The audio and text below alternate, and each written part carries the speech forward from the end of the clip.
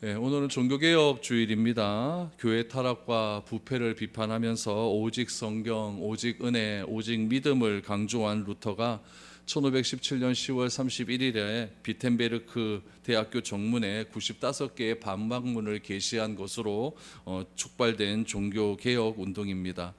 이 운동이 우리 개신교의 출발점이 되었습니다. 로마 가톨릭에서 완전한 분리가 되게 된 것이죠. 종교개혁의 결과로 유럽은 변화가 되기 시작을 합니다. 성경이 우리 손에 들어올 수 있게 되었고, 성경을 읽을 수 있게 되었고, 성경을 해석할 수 있게 된 것입니다. 누구나 자유롭게 성경을 읽을 수 있게 된 이유는 이 종교개혁이 출발되었다라고 여러분들이 보시면 됩니다. 그 이후에 스위스의 쯔빙글리라고 하는 사람이 또 종교개혁을 일으키게 되었고, 스코틀랜드에는 존 낙스라고 하는 사람이 종교개혁을 일으키게 되었고, 또 프랑스에서는 존 칼뱅이라고 하는 사람이 종교개혁을 일으켜서 장로교회가 태동하는 그런 배경이 된 것이 바로 이 종교개혁입니다.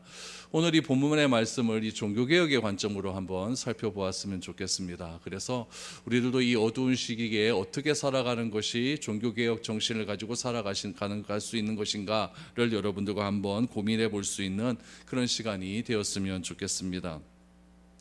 하나님께서 우리를 창조하실 때 하나님의 형상대로 창조하셨습니다. 그런데 우리가 하나님의 형상을 죄로 인해서 다 잃어버리게 되었죠. 원래 우리의 얼굴은 하나님의 형상대로 지음받은 그런 얼굴이었습니다. 참 밝고 보면 좋고 기쁜 그런 얼굴이었죠. 그 얼굴에서 하나님을 발견할 수 있게 된 것이었습니다. 그러나 죄로 인해서 하나님의 형상을 잃어버린 이후에 우리의 얼굴이 어떻게 되었느냐? 보기 싫은 얼굴이 되고 말았습니다. 저 사람 왜 왔나 이런 얼굴이 되고 말았고, 또 짜증나는 그런 얼굴이 되었고, 안 보면 좋겠다라고 하는 그런 얼굴이 우리 주변에 종종 등장하게 됩니다. 여러분 옆에 계신 사람의 얼굴은 어떻습니까? 아이고 뭐 이런 느낌 안 받습니까? 하나님은 우리 한 사람 한 사람의 얼굴에서 하나님의 형상이 나타나기를 소망하고 있습니다. 그런데 우리의 얼굴이 하나님의 형상대로 지음받은 그런 얼굴이 아니기 때문에 하나님은 하나님의 형상대로 지음받은 그 얼굴로 다시 회복하기를 원하셨다는 것이죠. 그래서 이 구원이라고 하는 것이 무엇이냐면은 하나님의 얼굴로 회복되는 것, 이것이 구원입니다. 여러분 다른 게 구원이 아니라 내 얼굴이 누구의 얼굴? 하나님의 형상, 하나님의 얼굴로 회복되는 것이 구원이다라는 거죠. 그럼 그 하나님의 얼굴로 어떻게 회복시킬 수 있는가? 그것을 하나님께서 계획하셨고 이루어 나가시기를 원하시죠. 그것을 쓴 책이 뭐다? 성경이라는 이야기죠. 그럼 하나님께서 어떻게 우리의 얼굴을 하나님의 얼굴로 회복되어 나가는가에 대한 첫 번째 책이 창세기라고 한다면, 그 창세기의 마지막은 무엇으로 마무리가 되냐면은 요셉의 죽음으로 마무리가 됩니다. 그리고 하나님께서 우리의 형상, 하나님의 형상대로 우리의 얼굴을 회복하시기 위한 두 번째 책은 출애굽기인데, 이 출애굽기의 출발은 모세의 탄생으로 시작이 된다라는 이야기죠. 그럼 모세가 어떤 인물입니까? 하나님의 얼굴을 대면했다라고 이렇게 기록되어 있고, 이 땅에 어떤 사람보다 온유함이 지면에 승하였다라고 하는 평가를 받는 이 모세의 출생은 과연 어떤 출생일까? 이 모세의 출생이 오늘 종교개혁과 무슨 연관성이 있을까? 한번 살펴보도록 하겠습니다. 여러분 1절 2절 말씀해 보니까 레위 가족 중 한 사람이 가서 레위 여자에게 장가들어 그 여자가 임신하여 아들을 낳으니 그가 잘 생긴 것을 보고 석 달 동안 그를 숨겼으나 라고 말합니다. 여러분 모세가 태어나던 그 시대는요 절망의 시대였습니다. 암흑의 시대였죠. 왜 그러느냐? 요셉을 알지 못하는 왕이 새롭게 나라를 집권하게 되었습니다. 여러분 요셉이라고 하는 인물은 창세기에 보면은 그 민족과 그 나라를 구한 인물로 소개되어 있습니다. 그 나라를 구했던 그 요셉을 알지 못했다라고 하는 것은 이 이집트라고 하는 나라에 새로운 집권 세력이 등장했다라는 것이죠. 그래서 요셉을 굉장히 싫어하는 왕, 요셉을 기억에 놓지 않는 그런 왕이 등장을 하게 된 겁니다. 그때 때 맞춰서 어떤 일이 있었느냐? 이스라엘 민족의 출산율이 갑자기 급증하기 이야기 시작을 하고 있습니다. 여러분, 누누이 말씀드리는 거지만 그 당시에는 남자가 귀했어요. 남자는 왜 귀했느냐? 정치를 할 수 있는 사람이 남자들이었고 나라를 지킬 수 있는 사람이 남자였기 때문에 남자의 수가 우리 민족이 많아지면 좋지만 다른 민족이 많아지는 것은 우리 민족에게 큰 해가 된다라고 생각하던 시기였죠.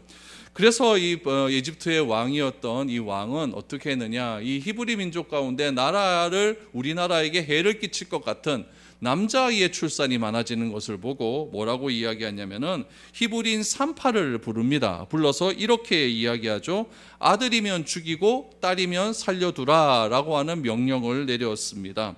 이것을 뭐라고 했죠? 유아유기법이라고 했죠. 유아유기법. 이런 법령을 내리게 된 것이죠. 근데 히브리인 산파들이 아이를 딱 받고 나 보니까 이 아이를 죽일 수 있어요, 없어요? 그 아이를 어떻게 죽입니까? 그래서 살려두었다라고 얘기해요. 그러자 바로가 다시 한번 법령을 새롭게 개정을 하죠. 어떻게 개정했냐면은 히브리인 중에 남자아이가 태어나면은 나일 강가에 던져 버리라라고 하는 명령을 내렸습니다. 거기에 추가 법령을 하나 더 내립니다. 그게 혹시 무엇이었냐면은 그렇게 행하지 않는 산파는 같이 죽일 것이다라고 하는 법령을 내렸다는 이야기예요.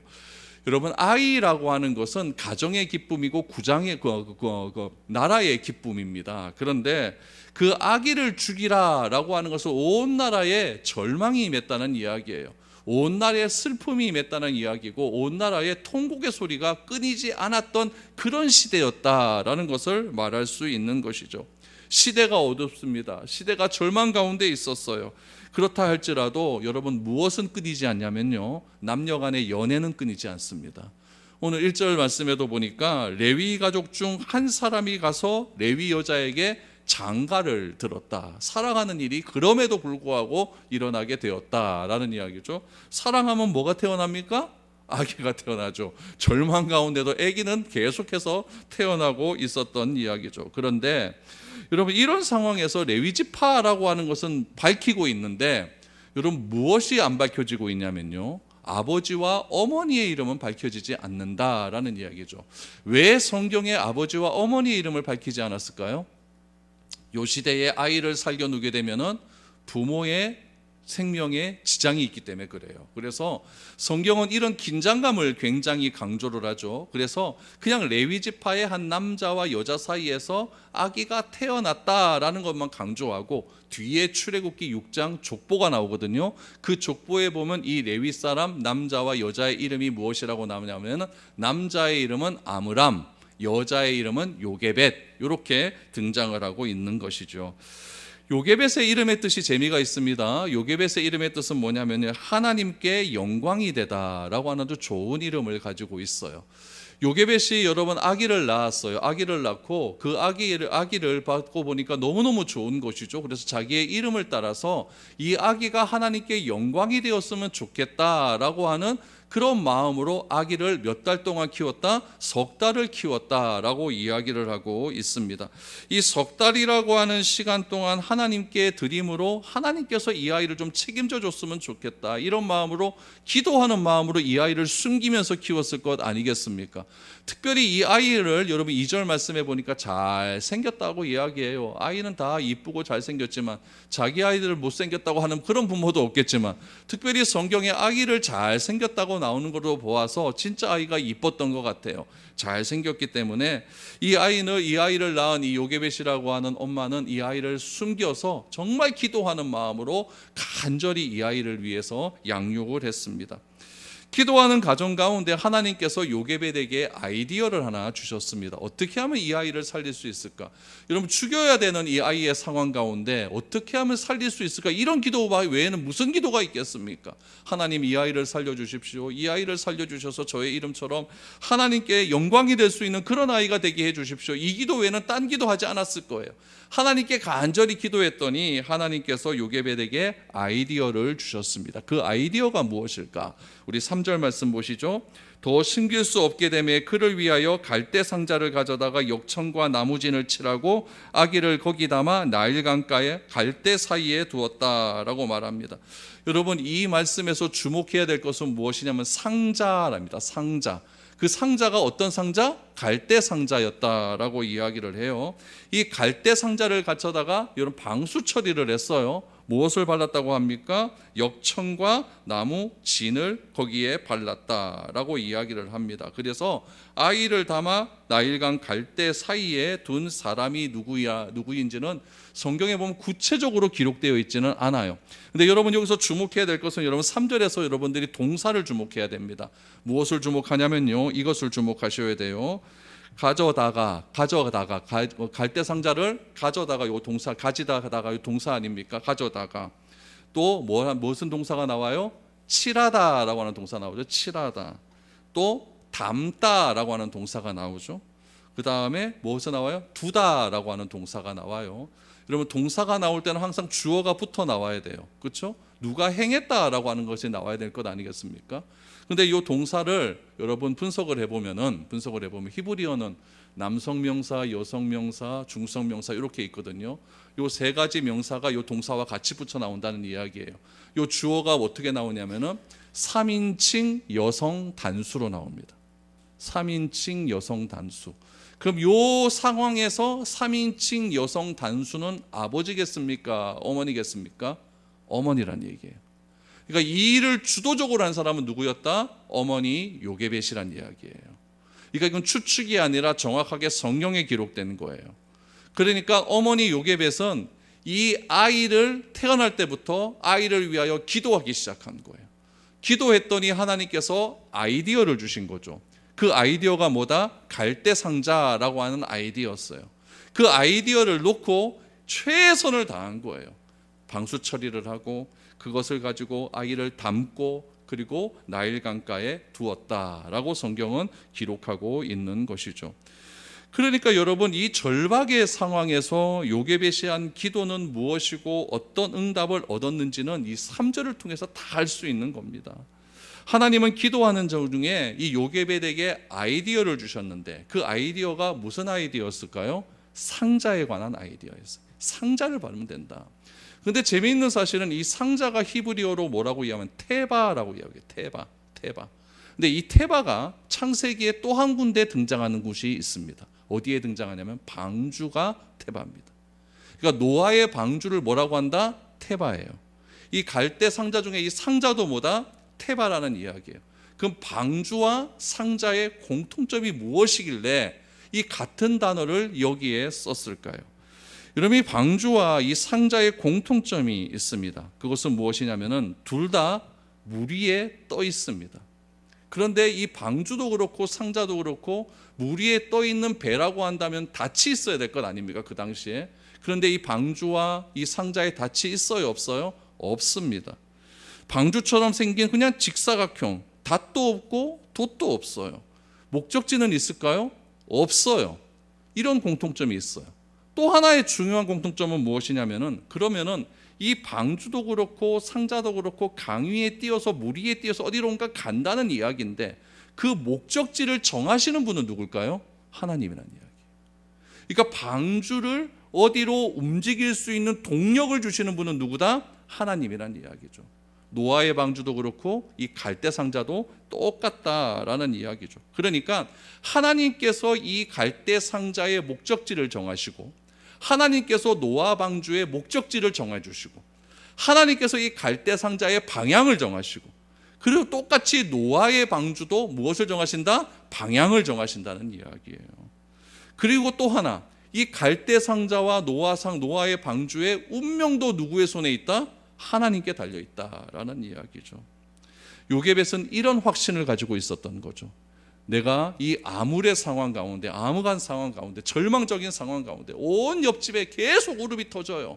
이런 상황 가운데 자신은 하나님께 기도함을 통하여서 이 아들을 얻게 되었고 이 아들을 하나님께 다 내려놓겠다, 다 맡겨버리겠다. 하나님께서 이 아들의 운명을 결정하시고 하나님께서 이 아들의 삶의 목적도 결정하시고 하나님께서 이 아들에 가는 모든 방향도 결정해 주실 것이다. 이런 믿음을 가지고 간절히 석 달 동안 기도했다는 사실입니다. 여러분 우리의 기도도 이런 기도가 되어질 줄 믿습니다. 내 의지를 이야기하는 것이 아니라 하나님께서 우리의 인생의 목적을 아시오니 그 목적대로 우리의 방향을 움직여 주시옵소서. 바람을 하나님께서 그렇게 움직여 주시어서 내가 가는 길길마다 하나님께서 원하시는 그런 놀라운 능력들이 나타날 수 있도록 주여 도와주옵소서. 이것이 여러분 얼마나 하나님의 나라와 의를 위한 그런 기도의 내용이겠습니까? 그런데 우리의 기도 내용은 어떻습니까? 하나님 요렇게 해주셔야 됩니다. 요렇게 안 해주시면 저 내일부터 금식합니다. 하나님을 막 협박하고 하나님을 위협하고 이런 일들이 얼마나 많이 있었는지 몰라요. 요게벳은 하나님께 영광이 되다라고 하는 그런 자기의 이름처럼 이 아들을 하나님께 온전히 드리는 그런 귀한 기도를 가지고 하나님께 영광을 돌렸다라는 사실을 알게 되는 것이죠. 또 하나 3절 맨 마지막에 보면 갈대 사이에 이 상자를 두었다라고 해요. 이 두다라고 하는 말은요, 내려놓다라고 하는 뜻이에요. 내려놓다. 그래서 이 갈대 상자를 들어다가 나일 강가에다가 그대로 내려놓았다라고 이야기를 해요. 여러분, 내려놓을 때 이 어머니의 마음은 어떤 마음일까요? 하나님 도와주옵소서. 하나님 이 아들 살려 주시옵소서. 하나님께서 이 암울한 시대에 나에게 이 아들을 주신 것은 틀림없이 이유가 있는 줄 믿습니다. 하나님 이 아들을 하나님 살려 주시옵소서. 이런 마음으로 갈대 상자에 내려놓았을 것입니다. 그럼 여러분 한번 보시기 바랍니다. 우리 교회가 하나님이 기뻐하시는 교회가 되기를 소망한다면 우리 교회도 이런 마음을 가지고 기도하면서 교회를 내려놓아야 될 것 아니겠습니까? 그럼 그 당시에는 어땠을까요? 그 당시에 많은 사람은 그 아이를 버리지 않았습니까? 아이를 왜 버렸을까요? 아이를 안 버리면 내가 죽으니까. 그 산파들은 어땠을까요? 그 산파를 아이를 받아서 그 아이를 버리지 않으면 자신이 죽게 되니까 그 아이를 어떻게 한 겁니까? 그냥 나일강가에 내다 버린 겁니다. 그러나 이 모세의 어머니 요게벳은 그 아이를 어떻게 했다고요? 내려놓았다라는 게 중요한 거예요. 여러분, 모든 사람이 어둡고 어렵고 절망적인 상황 가운데 나 살자고 아이를 버리던 그런 시대에 요게벳은 오직 하나님을 구하는 심정을 가지고 그 상자 안에다가 아이를 넣고 뭐 했다? 내려놓았다라는 것이 중요한 거예요. 여러분, 요게벳이 내려놓았더니요, 놀라운 일이 일어납니다. 놀라운 일이 일어나요. 어떤 일이 일어났을까요? 여러분 4절에서 6절까지의 말씀을 한번 보시기를 바랍니다. 그의 누이가 어떻게 되는지를 알려고 멀리 섰더니 바로의 딸이 목욕하러 나일강으로 내려오고 시녀들은 나일강가를 거느릴 때에 그가 갈대 사이에 상자를 보고 시녀를 보내어 가져다가 열고 그 아기를 보니 아기가 우는지라 그가 그를 불쌍히 여겨 이르되 이는 히브리 사람의 아기로다 라고 이야기를 합니다. 여러분, 제가 버린 것과 내린 것은 다르다고 이야기했죠. 버린 것은 무엇 때문에 버립니까? 나 살자고 버리는 것 아니에요. 그러니까 버린다는 것은 내가 주체가 되는 행동이에요. 내가 나 살자고 버리는 것이죠. 나 중심적 행동이고 내가 살겠다고 하는 결정의 결과가 무엇이나 버린 겁니다. 그러나 내려놓으면 무엇이냐면은 아이의 주인은 전적인 하나님이다라고 하는 의지적 결단이에요. 그래서 겉보기에는 별 차이가 없어 보이지만 나 자신을 내려놓고 나의 어려움에 있는 대상을 내려놓을 때에 하나님께서는 내가 내려놓은 대상을 반드시 책임져 주신다고 하는 믿음이 있는 겁니다. 내가 내려놓아야 될 대상은 도대체 누굴까요? 저는 그 대상이 이 교회일 수도 있고 여러분 가정일 수도 있고 여러분들과 행하는 모든 사업일 수도 있고 그것을 내려놓을 때에 내려놓은 그 대상을 누가 책임져 주신다? 하나님이 책임져 주신다는 이야기예요. 그러면 여러분, 하나님께 모든 것을 맡기고 내려놓는 삶의 행위가 있지 않습니까? 내려놓으면 나는 뭘 해야 될까요? 나는 하나님 다 내려놓았으니까 하나님께서 책임져 주실 줄 믿습니다 이러고 맨날 자고 먹고 놀고 이러면 될까요? 그게 아니라는 이야기예요. 내려놓음으로 통해 가지고 내가 해야 될 일은 더 명확해지는 겁니다. 오늘 본문의 요게벳이는요, 하나님께 내려놓음을 통하여 제일 먼저 한 것이 무엇이냐면은 이 상자가 물에 띄워야 되니까 그 상자에 물에 들어가지 않도록 무엇을 했다? 방수 작업을 한 거예요. 역청을 바르고 진을 발랐다 그래요. 또 하나 이 요게벳이 한 것이 있어요. 그것이 무엇이냐면은 이 아이의 누이를 저게 딸이죠. 딸에게 뭐라고 했냐면 이 갈대 상자가 어떻게 강으로 흘러가는지를 주의 깊게 지켜보라고 하는 명령을 내립니다. 이거 굉장한 거죠. 그러니까 이 요게벳은요, 하나님께 모든 것을 맡기는 마음으로 내려놓았지만 자기가 해야 할 일은 최선을 다해 다했다는 이야기예요. 우리도 기도할 때 하잖아요. 하나님, 내가 하나님께 모든 것 맡깁니다.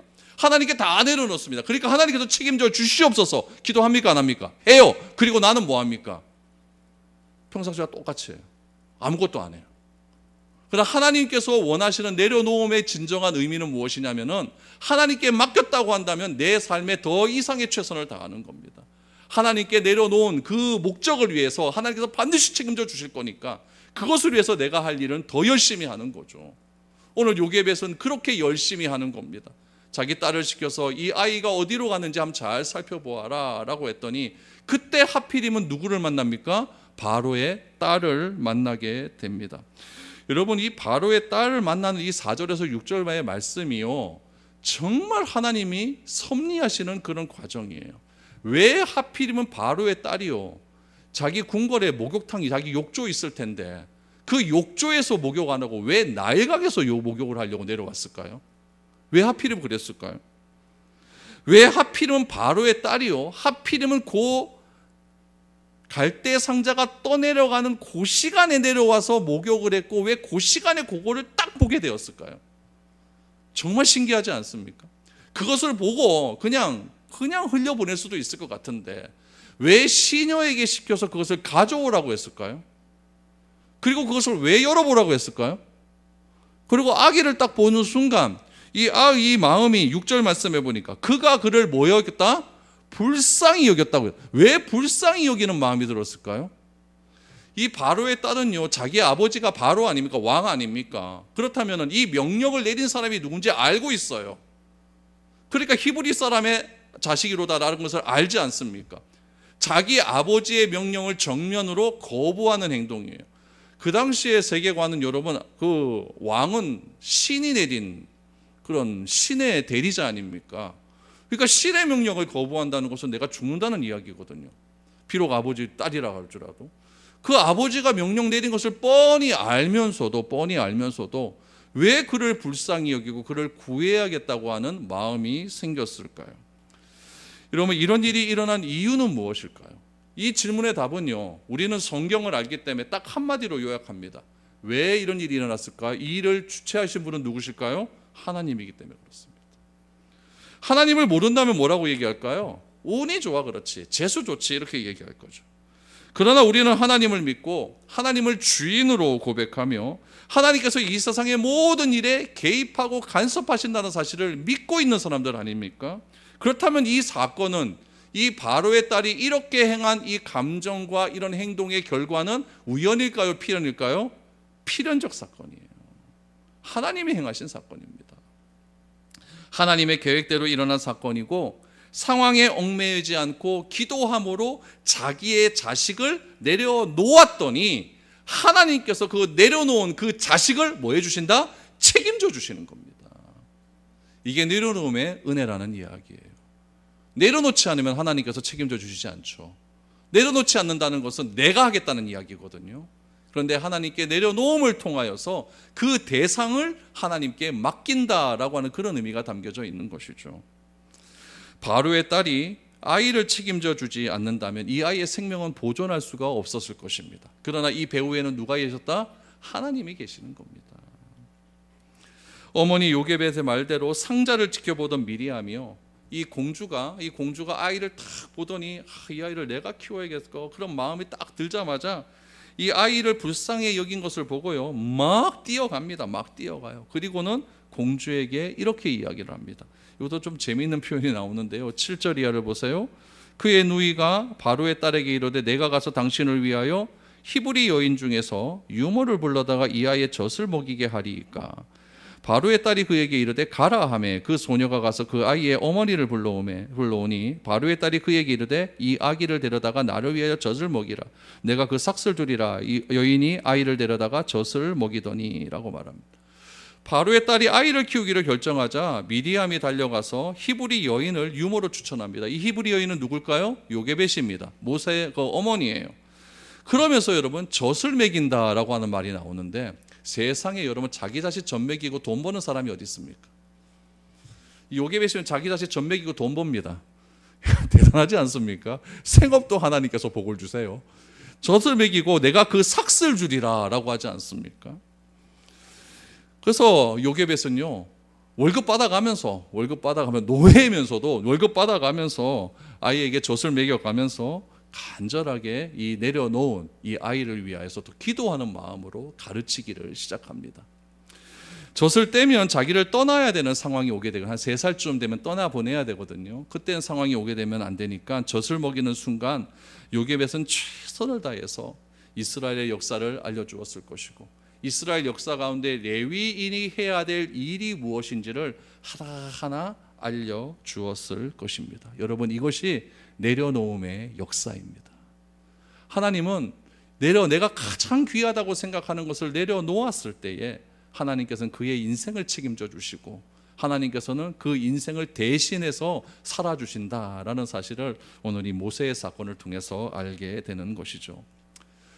모세는 그렇게 어머니의 철저한 신앙교육의 기초를 가지고 자라나게 되었습니다. 그리고 한 3년 정도 시간이 흘러서 9절과 10절 사이에는 한 3년의 시간적 여유가 있습니다. 10절을 보세요. 그 아이가 자라매 바로의 딸에게로 데려가니 그가 그의 아들이 되니라. 그가 그의 이름을 모세라 하여 이르되 이는 내가 그를 물에서 건져냈음이라 하였더라. 바로의 딸이 이제 모세를 받았습니다. 모세는 왕자처럼 교육을 받았고 바로의 딸은 물에서 건져내었다라고 하는 이름으로 모세라고 이름을 지었습니다. 여러분, 이 아이는 실질적으로 보면은 누가 건져낸 겁니까? 바로의 딸이 건져낸 거예요. 그러나 그 배후에는 누가 계셨습니까? 하나님이 계셨어요. 그렇다면은 물에서 건져내었다라고 하는 말에 주어가 붙어야 돼요. 하나님께서 물에서 건져내셨다. 이것이 누구다? 모세다라고 하는 이름이라는 이야기죠. 그러니까 모세라고 하는 이름의 뜻은요, 더 정확하게 말하면 건져낸 자라고 하는 것에서 더 정확하게 말하면 하나님이 건져내신 아들, 이런 뜻을 가지고 있는 것이죠. 그렇다면 하나님께서 왜 이 모세를 건져내셨을까요? 이 암울한 상황 가운데, 정말 암울한 상황 아닙니까? 어둡고 암울하고 울음소리가 끝이지 않는 그런 상황 가운데 하나님께서 모세를 건져내신 이유는 무엇일까요? 그 이유를 출애굽기 3장에 보면 정확하게 하나님께서 나타내시고 있습니다. 출애굽기 3장 7절 8절입니다. 여호와께서 이르시되 내가 애굽에 있는 내 백성의 고통을 분명히 보고 그들이 그들의 감독자로 말미암아 부르짖음을 듣고 그 근심을 알고 내가 내려가서 그들을 애굽의 손에서 건져내고 그들을 그 땅으로 인도하여 아름답고 광대한 땅, 젖과 꿀이 흐르는 땅, 곧 가나안 족속, 헷 족속, 아모리 족속, 브리스 족속, 히위 족속, 여부스 족속의 지방에 데려가려 하노라 라고 말을 합니다. 여러분, 여기서 분명하게 나오는 것은 모세를 통하여서 이스라엘 땅을, 이스라엘 민족을 가나안으로 데려가겠다라고 말씀하시는데, 그 말씀하시는 동사를 하나님은 뭐라고 말하는 8절에 보세요. 뭐라고 이야기하냐면 내가 내려가서 그들을 애굽인의 손에서 뭐한다? 건져내고, 건져내다가 뭐예요? 모세입니다. 하나님께서 이스라엘 민족을 건져내기 위하여서 누구를 먼저 건져내셨습니까? 모세를 먼저 건져내신 거예요. 하나님께서 우리를 먼저 건져내신 이유는 무엇일까요? 다른 사람을 건져내라는 이야기입니다. 오늘 하나님께서 이스라엘 백성들을 건져내신 이유를 이렇게 이야기합니다. 7절, 출애굽기 3장 7절 말씀에 보면은 내가 애굽에 있는 내 백성의 고통을 뭐 했다? 보았다. 하나님이 보신 겁니다. 그들이 또 뭐라고 이야기를 합니까? 그들이 감독자로 말미암아 부르짖음을 뭐 했다? 들었다라고 말합니다. 그들의 근심을 뭐 했다? 안다라고 말합니다. 그래서 내가, 하나님이 뭐 하셨다? 내려오셨다라고 이야기를 합니다. 그 내려오심을 누가 내려오신 겁니까? 모세가 내려온 거예요. 모세를 건져내심으로 하나님께서 모세와 함께 하신다라고 하는 것을 내려오셨다라고 이야기를 한 거죠. 그러니까 하나님은 어떤 분이시냐? 하나님은 분명해요. 하나님은 우리를 보고 계시는 분입니다. 하나님은 우리를 듣고 계시는 분입니다. 하나님은 내 상황을 알고 계시는 분입니다. 보고 듣고 알고 계시는 그 하나님은 그냥 가만히 방관하시는 분이지 아니라 그 상황에 직접 개입하시는 분이십니다. 그래서 내려오시는 겁니다. 내려오시는 거예요. 하나님은 이스라엘 백성에게 하나님의 형상을 되찾아 주시기 위해서 어떠한 방법으로 이루어 갈 것인가에 대한 첫 번째 과정이 무엇이었느냐? 모세를 건져내는 일이었습니다. 우리는 여러분 건짐을 받은 존재입니다. 어디서부터 건짐받았을까요? 모세는 물에서 건짐받았다면 우리는 죄에서 건짐을 받았다는 이야기죠. 하나님께서 건져내셨기 때문에 우리는 죄에서 건짐받은 인성이 되어서 우리의 삶의 목적은 새롭게 바뀌게 됩니다. 모세도 하나님께서 건져내셨기 때문에 하나님으로 말미암아 그의 목적과 인생의 방향성이 바뀝니다. 방주가 어디로 갈지 모르지만 방주가 하나님께서 동력을 주셔서 이끌어 가시는 방향대로 가는 목적지대로 가는 것처럼 우리도 하나님께서 우리를 예수 그리스도라고 하는 방주에 태우셔서 하나님의 목적대로 우리를 이끌어 가고 계십니다. 모세를 어떻게 이끌어 가셨습니까? 내가 내려가서 그들을 내서 애굽의 손에서 건져내시겠다라고 말씀하신 그 하나님처럼 우리들 또한 죄에서 우리를 건져내어 주시어서 다른 사람을 건져내는데 귀하게 사용하겠다라고 말씀을 해 주시는 것입니다. 그래서 우리는 하나님께서 건져내셨기 때문에 내 삶의 목표와 내 삶의 방향성이 바뀌어버린 그런 존재가 된 것입니다. 모세는 40년 왕궁에서 왕궁의 법도와 지식을 배우면서 자랐습니다. 그랬던 하나님께서 왕궁에서 모세를 다시 건져내십니다. 건져내시는 방법이 무엇입니까? 살인사건이었습니다. 모세는 히브리인이라고 하는 자신의 정체성을 잃지 않았어요. 그러던 어느 날 애굽의 군사에게 얻어맞고 있는 히브리인을 보고 흥분해서 애굽인의 감독관을 죽여버립니다. 그리고 모래에 파 묻어버렸어요. 그런데 문제는 그 다음 날 모세가 저지른 살인죄가 다 들통이 나버리게 된 것입니다. 그래서 도망쳐서 미디안 광야에서 미디안 제사장을 만났고 미디안 제사장의 7명의 딸 중에 1명인 사람과 결혼하게 됩니다. 그리고 40년간 미디안 광야에서 양떼를 돌보는 사람이 되었습니다. 애굽의 왕자로 살았던 모세가 40년 동안 할 수 있는 일은 하나도 없었습니다. 그러나 모세는 왕궁에서 건짐을 받았다라고 하는 사실을 나이가 들면서 깨닫게 되는 겁니다. 어떻게 깨닫습니까? 그의 첫 번째 아들의 이름이 무엇이냐? 게르솜입니다. 게르솜이라고 하는 이름의 뜻은 나그네라는 뜻이에요. 안 거예요. 우리의 인생은 나그네적인 인생이구나. 왕궁의 삶도, 내가 그렇게 살았던 그 모든 삶도, 지금 광야의 삶도 순간적으로 지나가는 그런 삶이라는 것을 깨닫게 되는 것이죠. 두 번째 아들을 태어납니다. 두 번째 아들의 이름은 엘르아살입니다. 엘르아살의 이름의 뜻은 하나님의 도우심이라고 하는 겁니다. 내가 비록 나그네의 삶을 산다 할지라도 하나님의 도움이 없이는 나는 살아갈 수 없는 존재구나라는 것을 그는 비로소 깨닫게 되는 것이죠. 그때 나이가 몇 살? 80입니다. 80이 되고 나 보니까 아무것도 할 수 있는 일이 없습니다. 아무것도 할 수 없다 생각했을 때 하나님께서 모세를 부르십니다. 그러자 모세가 따지듯이 하나님께 묻습니다. 한참 일할 수 있는 나이에는 나를 부르지 않더만 내가 지금 인생 다 말년에 아무것도 할 수 없는 80이 되어서 나를 부르신 이유가 도대체 무엇입니까? 모세가 따지듯이 부어주죠. 이 모세의 고백 속에 여러분 두 번의 건져주심이 나옵니다. 무엇을 건져주셨느냐? 하나는 젊었을 때 내가 무엇인가 할 수 있다라고 하는 생각을 가졌을 때, 젊었을 때 내가 할 수 있다가 오는 그 생각에서 건져주십니다.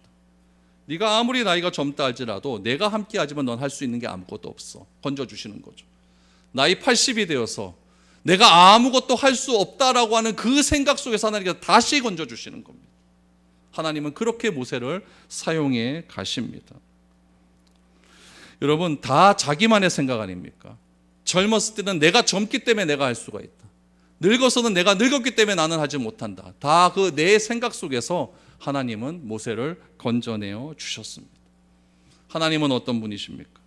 우리를 끊임없이 어디론가부터 건져내어 주시는 분이십니다. 여러분의 인생을 가만히 한번 생각해 보십시오. 하나님께서 나를 어디서부터 건져내어 주셨는가?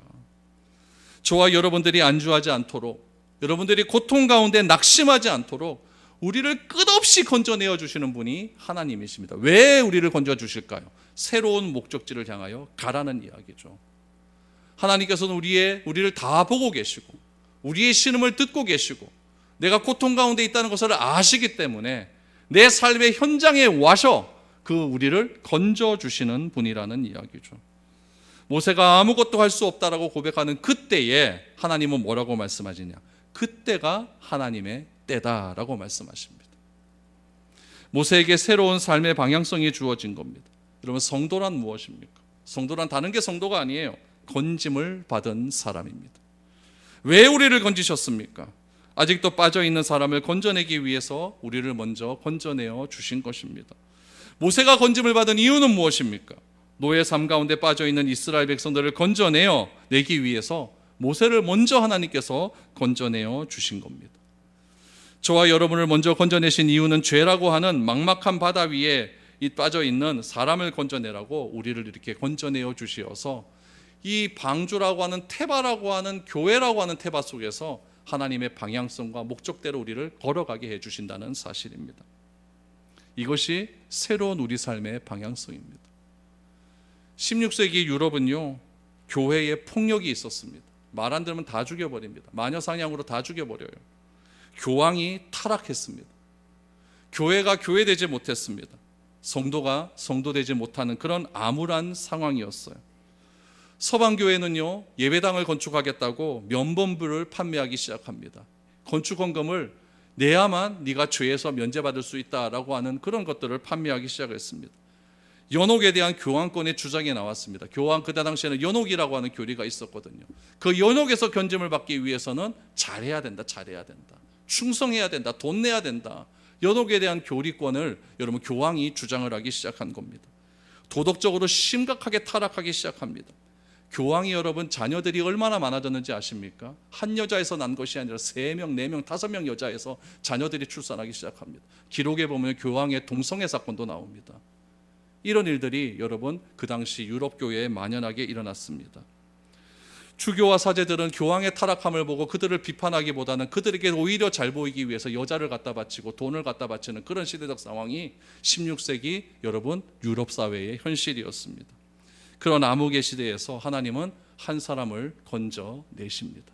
그 사람이 누구였습니까? 비텐베르크 대학 교수이자 수도사였던 마르틴 루터였습니다.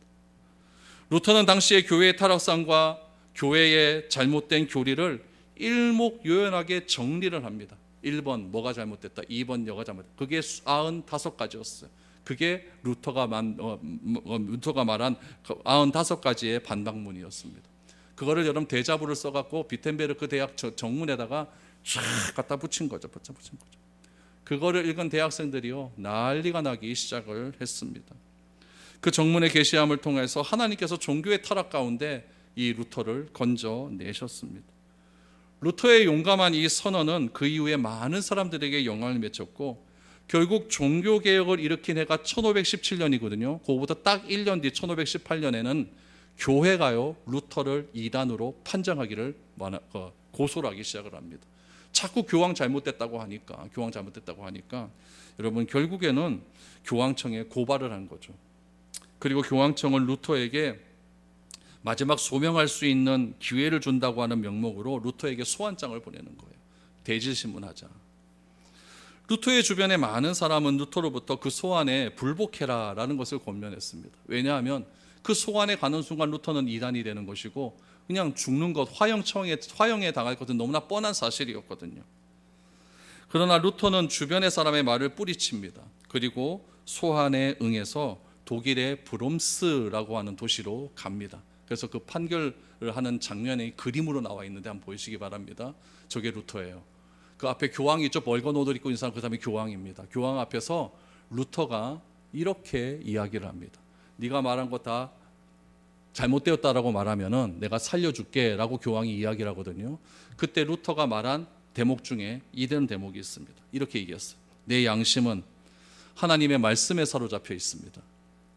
나는 아무것도 철회할 수 없고 또 그럴 생각이 없습니다. 왜냐하면 양심에 반해서 행동하는 것은 안전하지도 못할 뿐만 아니라 현명한 일이 아니기 때문입니다. 하나님, 나를 도와 주옵소서. 아멘. 이렇게 얘기했다고 합니다.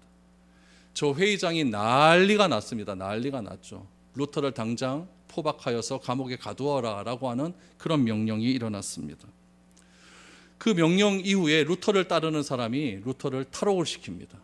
탈옥을 시켜서 여러분 보름스를 탈옥을 했고 루터를 죽이기 위한 교황의 세력으로부터 여러분 도망을 가서 어떤 동네로 가냐면 독일의 작센이라고 하는 동네로 갑니다. 이 작센을 다스리는 시장이 있었어요. 그때 당시에는 그 시장을 제후라고 불렀거든요. 그 제후의 이름이 프리드리 3세라는 제후였어요. 이 프리드리 3세가 바르크부르크 성이라고 하는 성에 루터를 피신을 시킵니다. 바르크부르크 성은 독일에 지금 가면요 굉장히 잘 돼 있어요. 이 세설이 굉장히 상세하게 적혀 있다고 이야기해요. 그곳에서 루터가 뭐 했는지 아십니까? 성경을, 라틴어로 된 성경을 번역하기 시작을 합니다. 그래서 최초의 독일어 성경이 바르크부르크 성에서 1522년에 발간되기 시작을 합니다. 여러분, 그 당시에 인쇄술이 막 발달되기 시작하지 않았습니까? 인쇄술이 발달되면서 이 루터가 번역한 이 독일어 성경이요 독일 전체에 막 퍼져나가기 시작합니다. 그 당시에는 성경을 누가만 가지고 있었어요? 사제들만 가지고 있었잖아요. 라틴어로 돼 있었어요. 아무도 읽지 못합니다. 사제들만이 그 성경을 소유하면서 교황만이 성경을 해석할 수 있는 권한이 있고 교황만이 모든 성경의 권위를 가지고 있는 그런 시대에 루터가 성경을 번역을 하고 모든 사람이 성경을 읽을 수 있도록 그렇게 해줌을 통하여서 그 성경이 번역돼서 오늘 우리의 손에 들어오게 된 것은 하나님께서 암울한 시기에 루터를 건져내심으로 우리를 건져내기 위한 놀라운 방법이었음을 저는 믿고 있습니다. 놀라운 역사적 이익입니다. 그 이후로 종교개혁이 불같이 일어나는 거예요. 불같이 일어나는 것이죠. 오늘 우리가 살아가는 시대도 모세가 살아가는 때와 같이 루터가 종교개혁을 일으킨 때와 같이 어두운 시대입니다. 이 시대에 하나님은 우리를 건져주셨습니다. 우리를 건져주심으로 새로운 방향성과 새로운 목적을 가지고 살 것을 말씀해 주셨습니다. 여러분, 우리를 건져내 주신 그 하나님의 은혜에 감사할 수 있기를 바랍니다.